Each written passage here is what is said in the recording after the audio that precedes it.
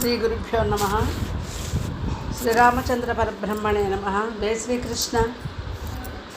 శ్రీమద్ ఆంధ్రపోతన భాగవతము పోతన విరచితం దశమస్కందం పూర్వభాగం నుండి పరీక్ష మహారాజు సుఖయోగీంద్రుని అడిగిన ప్రశ్న దగ్గర మొదలుపెట్టుకొని శ్రీకృష్ణావతార ఘట్టాన్ని అనుసంధానం చేసుకుందాం. దశమస్కందం పూర్వభాగం ప్రారంభం. శ్రీకంఠ చాపఖండన పాకారి ప్రముఖ వినుత భండన విలసత్కాకుచ్చ వంశమండన రాకెందు యశో విశాల రామనృపాల మహనీయ గుణగరిష్ఠులకు అమ్ముని శ్రేష్ఠులకు నిఖిల పురాణ వ్యాఖ్యాన వైఖరి సమేతుండైన సూతుండిట్లనియే అట్లు పరీక్ష నరేంద్రుండు సుఖయోగీంద్రుంగనుంగుని. అన్ని పురాణాలలోనూ వ్యాఖ్యానించడంలో నైపుణ్యం గల సూతమహాముని గొప్ప గుణాల చేత ఉత్తములైన సౌనకాది మహర్షి సత్తములతో ఈ విధంగా అన్నాడు. తెలిపితివి సోమ సూర్యుల కుల విస్తారంబు వారి కులము ధరిత్రీసుల నడవళ్ళును వింటిమి కలరూపములెల్ల మాకు కడువెరగులుగన్. సూర్యవంశ చంద్రవంశాలను తెలిపావు. ఆ వంశాలలో జన్మించిన రాజుల చరిత్రలు నీవు చెప్పగా విన్నాము. వారి చరిత్రలో ఉన్న విశేషాలు మాకు చాలా విభ్రాంతిని కలిగించాయి. శీలము గల ఎదుకులమున ఎలా పుట్టెను మహాత్ముడు ఈశుడు విష్ణుండు ఏలీల మెలగా మెలగే ఎయ్యే వేళలనేమేమి చేసే వివరింపు తగన్.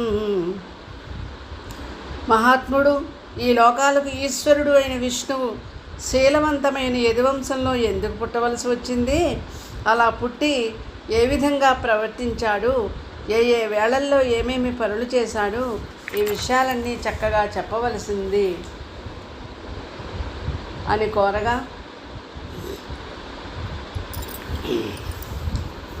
పురుషోత్తముడైన విష్ణువు పురుష రూపంతోనూ కాలరూపంతోనూ లోకంలోని జీవులందరి లోపల బయట కూడా ఉంటాడు. అలా ఉండి జనన మరణాలను సంసార బంధాలను మోక్షాన్ని ప్రసాదిస్తాడు.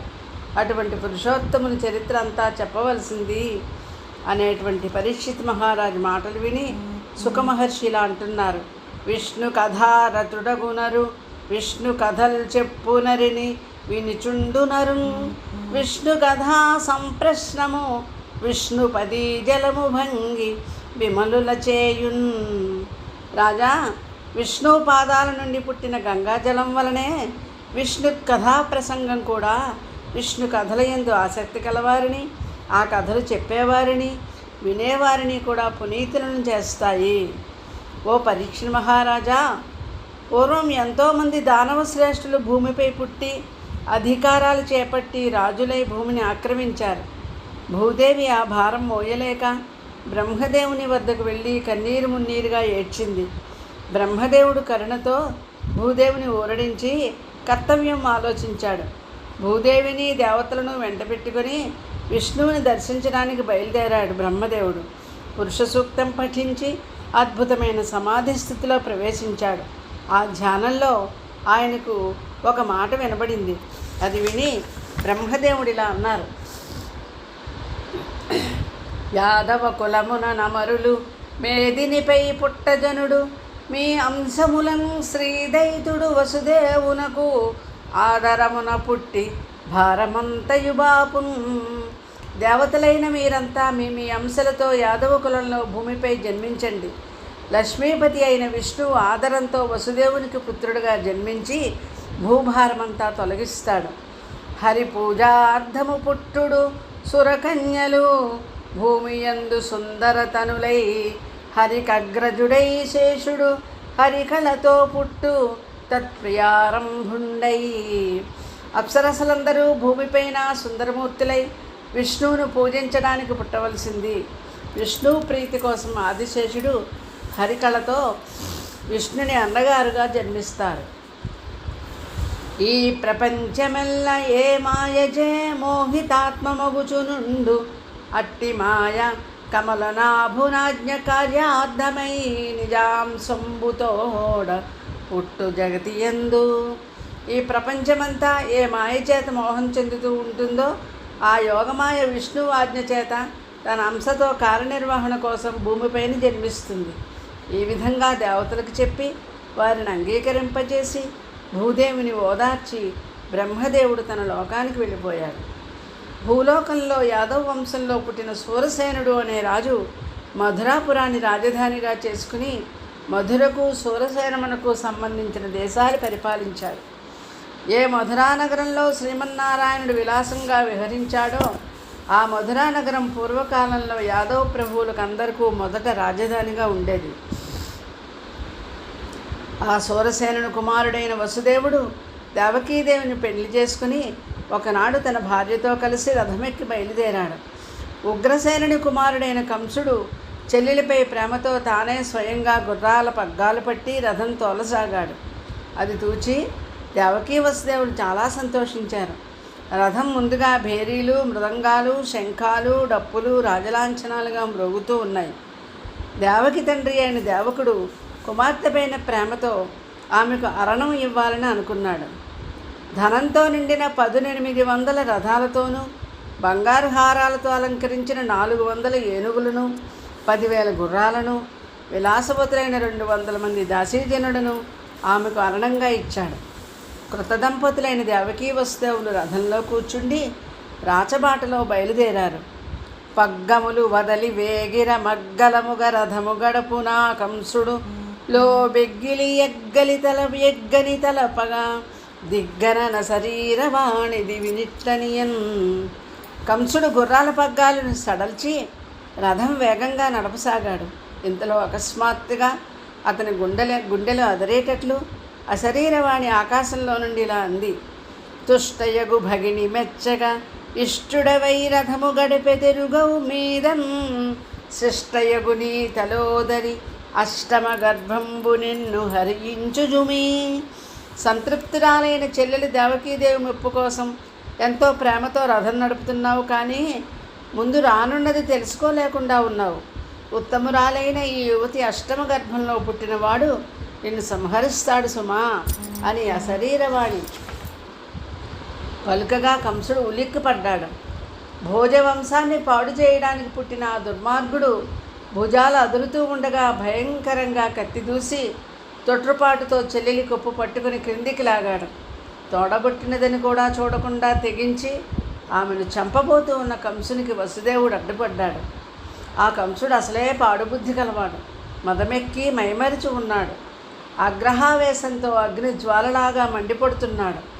వసుదేవుడు అమృతధారల వంటి తన చల్లని మాటల చేత అతనిని కొంత శాంతింపచేస్తూ, అన్నవు నీవు చెల్లెలికి అక్కట మాడలు చీరలిచ్చుటో మన్నను సేయుటో మధుర మంజుల భాషలనాదరించుటో మిన్నుల మ్రోతలే నిజము మేలని చంపకుమన్న మిన్నుల మ్రోతలే నిజము మేలని చంపకుమన్న మానిరావన్న సహింపుమన్న తగదన్న వధింపకుమన్న వేడెదన్.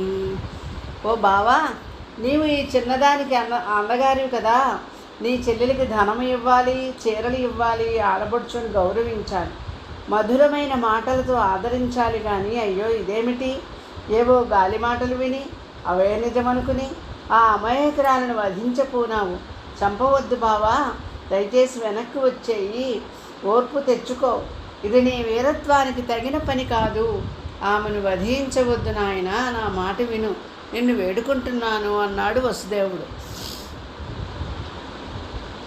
అదీకాక నీ చెల్లెలు అమాయకురాలు, చెలియల్ కన్నియ ముద్దరాల బల నీ శమంబు చింతించు నిర్మల దీనిన్ బయలాడు మాటలకునై మర్యాద పోతట్టి సత్కుల జాతుండవు పుణ్యమూర్తి ఒకటా కోపంబు పాపంబు నెచ్చలినోహో తెగవ్రేయ పాడియగునే చింతింపు భోజేశ్వరా.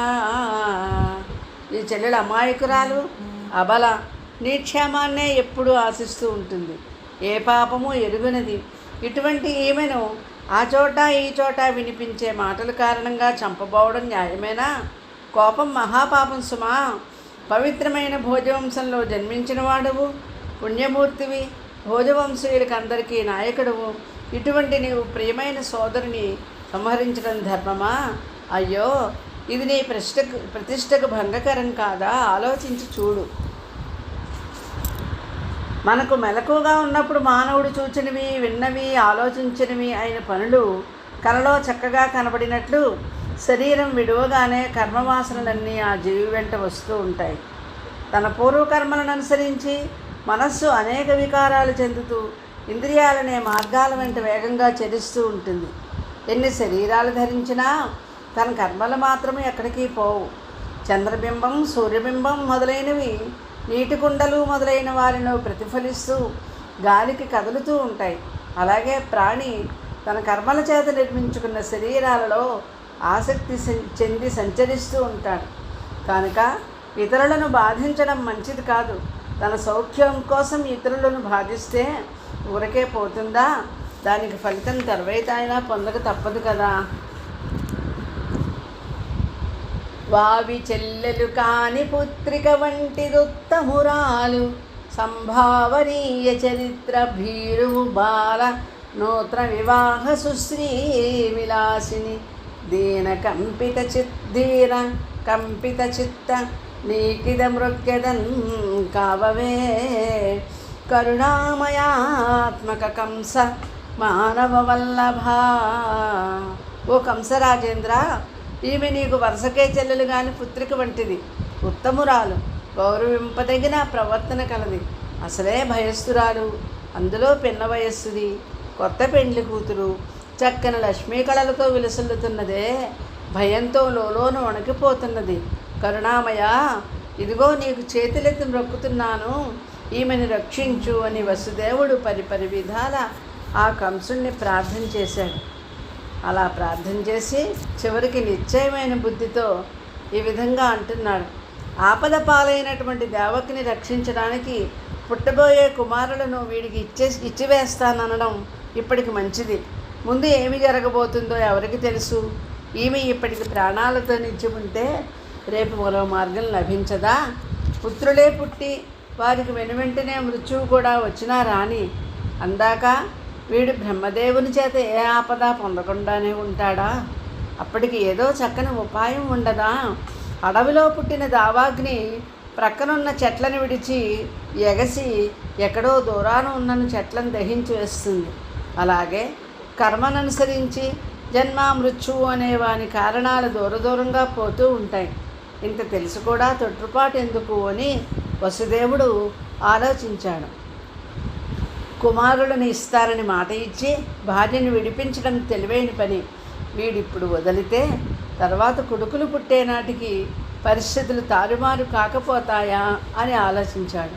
8వ చూలు వీనిందురు మాడడినంచు మెంటతోరపు పలుకులు వినబడియే, నేల తప్పును వనితను విడిపించుటొప్పు వైలంబనుచున్. 8వ గర్భంలో పుట్టినవాడు వీటిని సంహరిస్తాడని వినిపించినటువంటి ఆ మాటలు ఎందుకు తప్పుతాయి?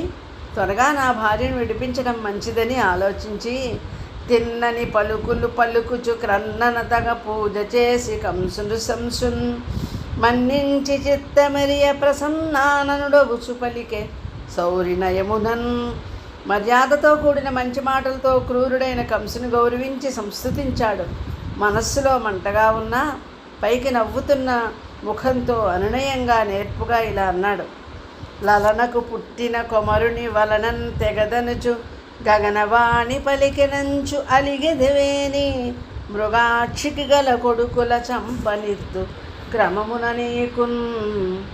ఈమెకు పుట్టే కొడుకు వలన మరణిస్తామని ఆకాశవాణి పలికిందని కదా కోపగిస్తున్నావు బావా? ఈమెకు పుట్టిన కొడుకులందరినీ వరుసగా నీకు నమస్కరిస్తాను, వారిని నీవు చంపుదు గాని అని వసుదేవుడు ప్రార్థించాడు. ఇలా చెప్పగానే కంసుడు తల పంకించి సంతోషించాడు. మంచి గుణాలను గ్రహించేవారిలాగా ప్రవర్తించి భయపడుతున్న చెల్లెలి కొప్పు విడిచి ఇంటికి వెళ్ళిపోయాడు. వసుదేవుడు కూడా బ్రతికి బయటపడ్డాననుకుని భార్యతో కలిసి తన మందిరానికి వెళ్ళి సంతోషంగా ఉన్నాడు. ఇలా కొంతకాలం గడిచింది. స్వస్తి.